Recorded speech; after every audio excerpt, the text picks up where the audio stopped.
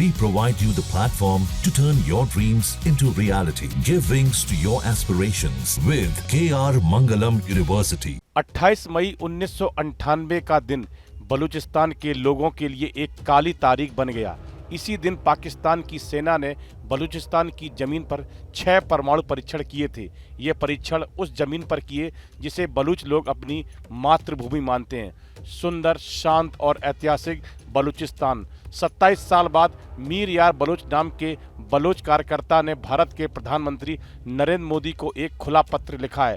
उन्होंने अपने पत्र में पाकिस्तान की सेना को जिहादी और चरमपंथी सोच वाला बताया और यह आरोप लगाया कि यह सेना बलूच लोगों पर अत्याचार कर रही है। इस पत्र में मीर यार बलोच ने एक बहुत ही अहम मांग की। उन्होंने भारत से अपील की है कि नई दिल्ली में बलूचिस्तान का एक दूतावास खोला जाए। उन्होंने कहा कि हम सब मिलकर अपने साझा दुश्मन का सामना कर सकते हैं और उस पर विजय प्राप्त कर सकते हैं। भारत और बलूच के लोगों की इच्छा है कि भारत को दिल्ली में बलूचिस्तान के दूतावास की अनुमति देनी चाहिए। उनका मानना है कि बलूच लोग लंबे समय से आज़ादी के लिए संघर्ष कर रहे हैं, लेकिन उनकी आवाज़ को दबाया जा रहा है। वे चाहते हैं कि भारत इस संघर्ष को माने और बलूचिस्तान को एक स्वतंत्र राष्ट्र की मान्यता दे। उन्होंने लिखा कि बलूचिस्तान के लोग भारत को एक उम्मीद की नज़र से देखते हैं और इस क्षेत्र में शांति और मानवाधिकारों की बहाली के लिए भारत की भूमिका बहुत जरूरी है। इस पत्र का उद्देश्य सिर्फ विरोध प्रदर्शन ही नहीं था, ये एक पुकार थी,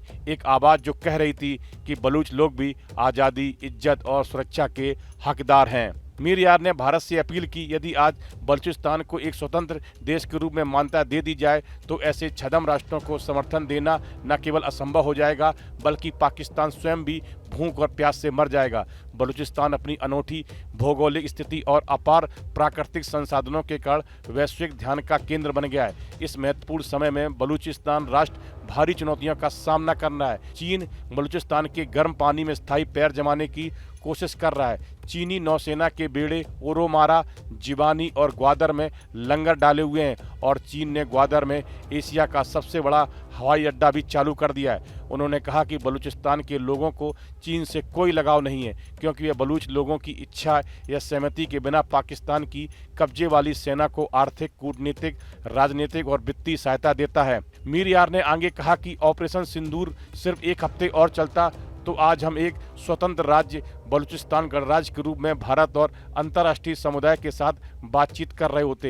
हालांकि हमें उम्मीद है कि यह ऑपरेशन बड़े पैमाने पर फिर से शुरू होगा और बलूचिस्तान, सिंधु देश, गिलगित, पाकिस्तान के कब्जे वाले कश्मीर और पश्तूनिस्तान के देशभक्त लोगों के साथ समन्वय किया जाएगा, जिन्होंने पिछले 7 दशकों से पाकिस्तान के उत्पीड़न को सहन किया है और व्यवस्थित उत्पीड़न का सामना करना जारी रखा है। उन्होंने कहा कि बलूचिस्तान में हालात 1971 के पहले के बांग्लादेश से भी बदतर हो गए, जबकि पाकिस्तान ने बांग्लादेश में नरसंहार किया।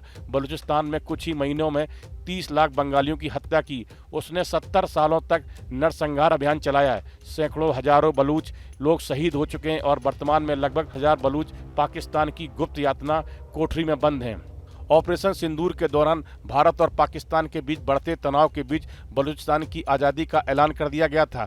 मीर यार बलोच ने सोशल मीडिया प्लेटफॉर्म एक्स पर एक लंबा पोस्ट कर बलूचिस्तान की आज़ादी का ऐलान किया था। मीर यार बलोच ने आज़ादी का ऐलान करते हुए संयुक्त राष्ट्र संघ से अपनी शांति मिशन भेजने की मांग की थी। इसके साथ ही उन्होंने भारत से दिल्ली में बलूचिस्तान के लिए अलग एम्बेसी खोलने की मांग की। इस वीडियो में फिलहाल इतना ही। आप बने रहिए न्यूज नेशन के डिजिटल प्लेटफॉर्म के साथ। जहां भक्ति है हर शब्द में, कथाओं में छुपे हैं दिव्य रहस्य और ज्योतिष देता है जीवन को दिशा। धर्म से जुड़ी हर बातों को जानने के लिए हमारे चैनल स्तुति को सब्सक्राइब करें।